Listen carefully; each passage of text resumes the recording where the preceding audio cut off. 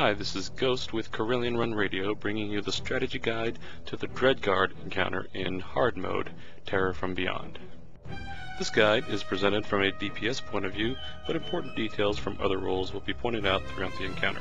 By no means is this the only method that works, but it is the method that works best for our operation group. You may have to adjust your strategy according to what works best for you. Each of the Dreadguard will gain between 150 and 200,000 health, and will also gain a new ability which I will explain during each phase change. As with story mode, DPS will burn down High Red first. Tanks will pick up Cyphus and Kelsara and pull off to the side, remembering to do the tank swaps every 4 to 5 stacks of Kelsara's debuff. Most of the fight is the same as story mode. You have to burn through Cyphus's bubble, interrupt his cast before going back to High Red.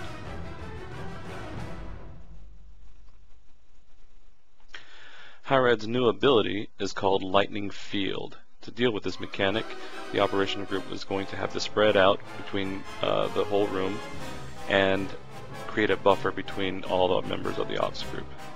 This is to prevent the AoE damage that goes out if you accidentally overlap those bubbles. You'll see how large they are in just a moment once the cast finishes. As long as you don't overlap, you'll be fine.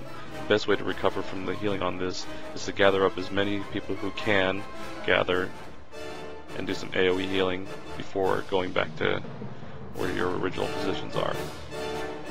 If you're quick enough on the DPS, you only have to deal with one of those lightning fields.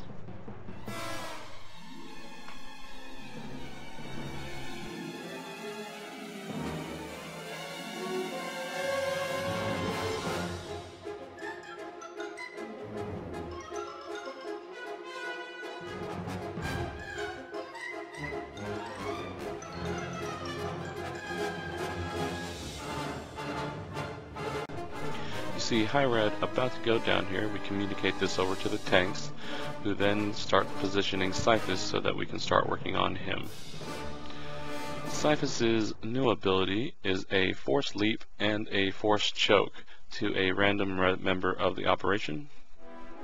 The leap initially hits for about 6k, and the tick of the Force Choke is about 4,000 damage. It's quite a bit of damage, so it needs to be interrupted by anyone who can interrupt, preferably. Not necessarily just the tanks.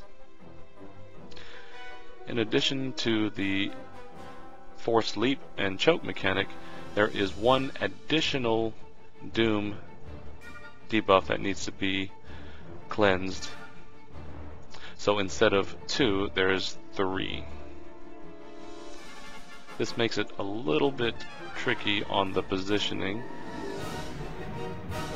as there are more green circles, since there are more debuffs that need to be cleansed.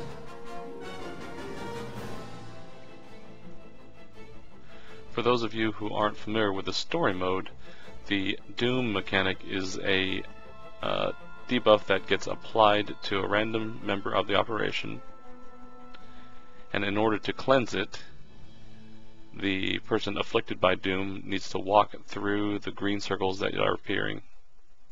The green circles appear off of any member of the operation. First, they'll start with a cloud around their character, and you'll need to move out of it as quickly as possible so that you don't clear it off.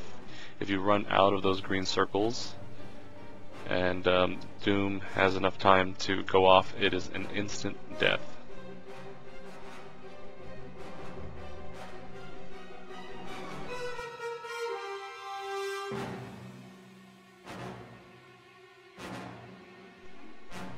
Yeah, we end up with a healing circle right on top of one of the Doom circles. That's okay, as long as you stand on the very edge of the healing circle, you still gain benefit from it. Since Cyphus goes down and we have a lot of green circles left over, you can choose to touch them to get rid of them off the field. But don't do too many, as it's still a pretty nasty dot.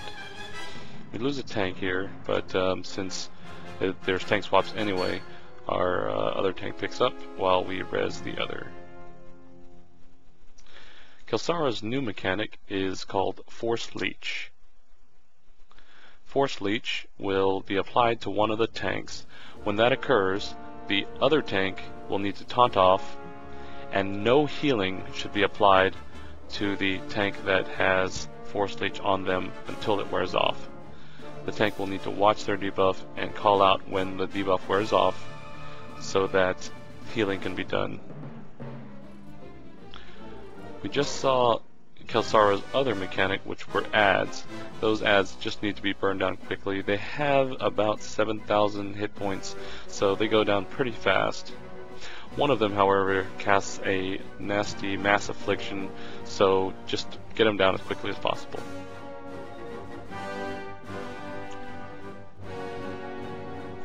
Here are a few others. Even though they're marked as champions, they die really quickly.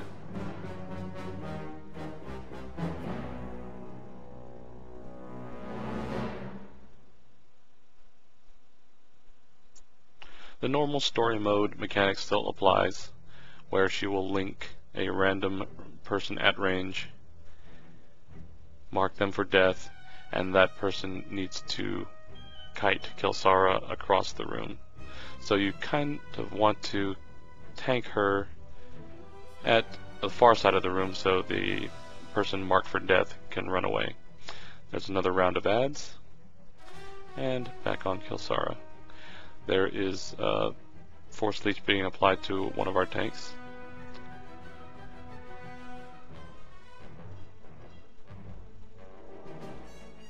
Communication is key in this.